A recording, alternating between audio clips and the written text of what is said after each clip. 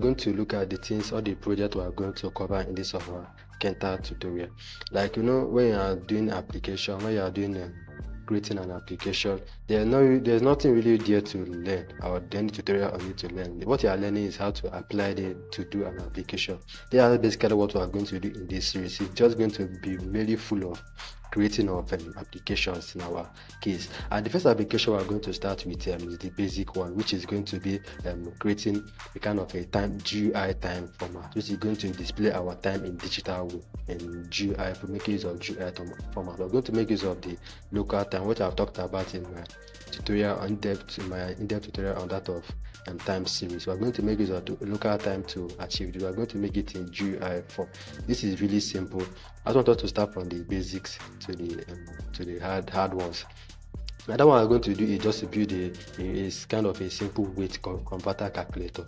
That's basically what we're going to do in the next video. And the third one we're going to make use of is we're going to create is kind of a value-based GUI calculator. And the fourth one I'm going to do is that of a basic calculator, and the fifth one is a standard calculator.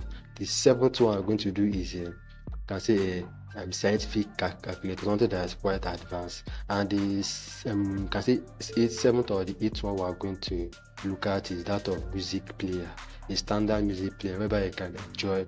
And 18 we are going to create is going to be a kind of a trading bot that we're done doing work, and then render it in a GUI format. There are a whole lot of things we are going to do with this Tkinter. Just make sure to stay tuned to the end of this Tkinter. It's going to be really fun for us to enjoy. But before that, we are going to look at some of the things that we need to know.